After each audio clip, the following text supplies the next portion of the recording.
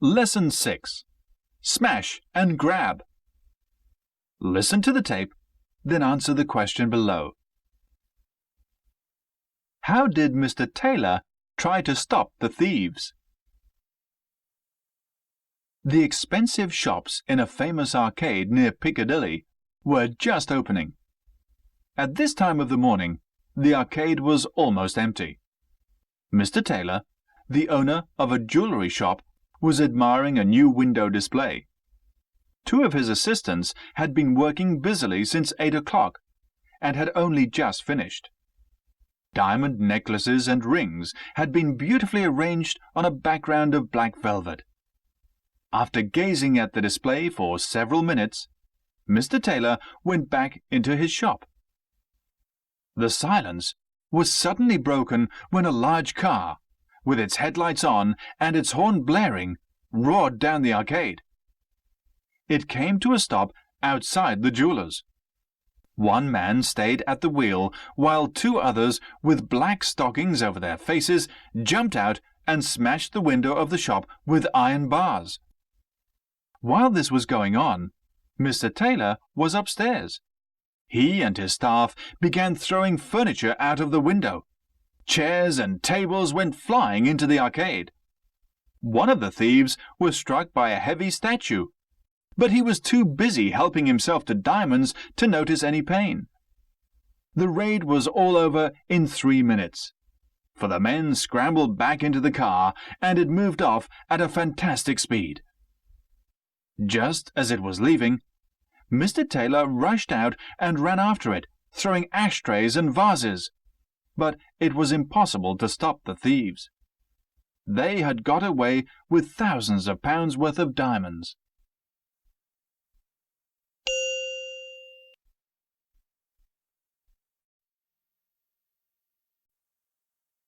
Lesson 7. Mutilated ladies. Listen to the tape, then answer the question below. Why did Jane cook John's wallet? Has it ever happened to you? Have you ever put your trousers in the washing machine and then remembered there was a large banknote in your back pocket? When you rescued your trousers, did you find the note was whiter than white?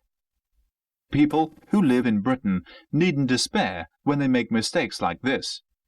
And a lot of people do. Fortunately for them, the Bank of England has a team called Mutilated Ladies, which deals with claims from people who fed their money to a machine or to their dog. Dogs, it seems, love to chew up money. A recent case concerns Jane Butlin, whose fiancé John runs a successful furniture business. John had a very good day and put his wallet, containing £3,000, into the microwave oven for safekeeping. Then he and Jane went horse riding. When they got home, Jane cooked their dinner in the microwave oven, and without realizing it, cooked her fiancé's wallet as well. Imagine their dismay when they found a beautifully cooked wallet and notes turned to ash. John went to see his bank manager, who sent the remains of the wallet and the money to the special department of the Bank of England in Newcastle, the Mutilated Ladies. They examined the remains, and John got all his money back. So long as there's something to identify, we will give people their money back, said a spokeswoman for the bank. Last year, we paid £1.5 million on 21,000 claims.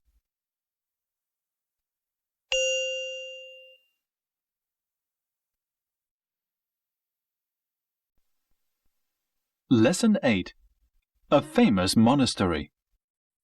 Listen to the tape, then answer the question below. What are the St. Bernard dogs used for? The Great St. Bernard Pass connects Switzerland to Italy. At 2,473 meters, it is the highest mountain pass in Europe. The famous monastery of St. Bernard, which was founded in the 11th century, lies about a mile away. For hundreds of years, St. Bernard dogs have saved the lives of travelers crossing the dangerous pass. These friendly dogs, which were first brought from Asia, were used as watchdogs even in Roman times. Now that a tunnel has been built through the mountains, the pass is less dangerous. But each year, the dogs are still sent out into the snow whenever a traveler is in difficulty. Despite the new tunnel, there are still a few people who rashly attempt to cross the pass on foot. During the summer months, the monastery is very busy, for it is visited by thousands of people who cross the pass in cars. As there are so many people about, the dogs have to be kept in a special enclosure. In winter, however, life at the monastery is quite different. The temperature drops to -30 degrees, and very few people attempt to cross the pass. The monks prefer winter to summer, for they have more privacy. The dogs have greater freedom too, for they are allowed to wander outside their enclosure. The only regular visitors to the monastery in winter are parties of skiers who go there at Christmas and Easter. These young people, who love the peace of the mountains, always receive a warm welcome at St. Bernard's Monastery.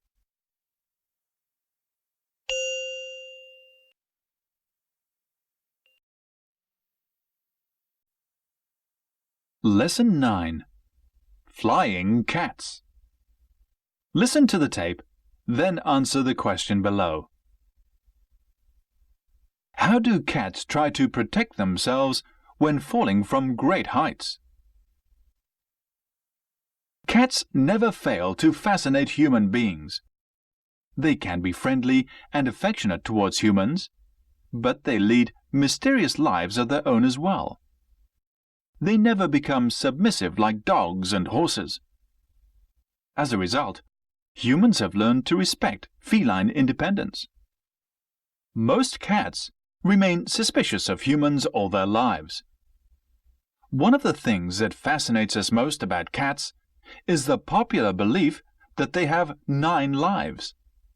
Apparently, there is a good deal of truth in this idea. A cat's ability to survive falls is based on fact.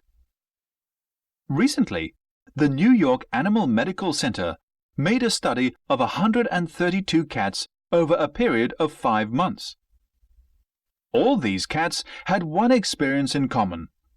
They had fallen off high buildings, yet only 8 of them died from shock or injuries. Of course, New York is the ideal place for such an interesting study, because there is no shortage of tall buildings. There are plenty of high-rise windowsills to fall from. One cat, Sabrina, fell 32 stories, yet only suffered from a broken tooth. Cats behave like well-trained paratroopers, a doctor said. It seems that the further cats fall, the less they are likely to injure themselves. In a long drop, they reach speeds of 60 miles an hour and more. At high speeds, falling cats have time to relax. They stretch out their legs like flying squirrels. This increases their air resistance and reduces the shock of impact when they hit the ground.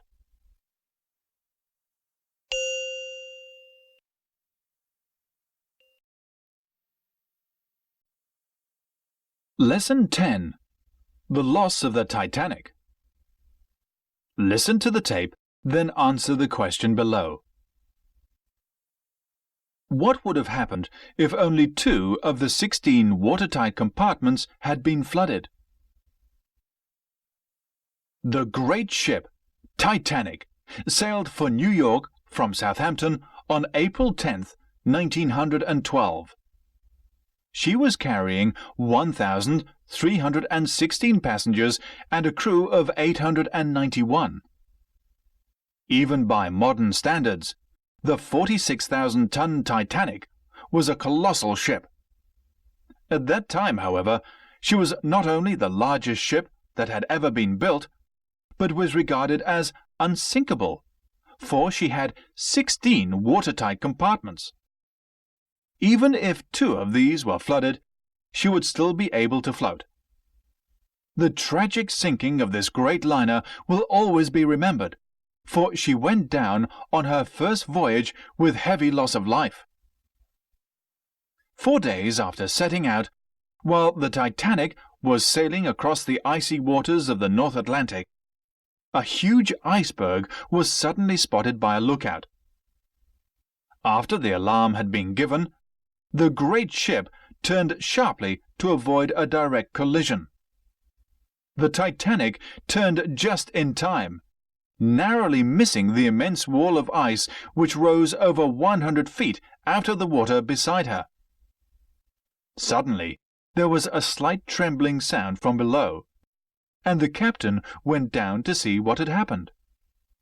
The noise had been so faint that no one thought that the ship had been damaged. Below, the captain realized to his horror that the Titanic was sinking rapidly, for 5 of her 16 watertight compartments had already been flooded. The order to abandon ship was given, and hundreds of people plunged into the icy water. As there were not enough lifeboats for everybody, 1,500 lives were lost.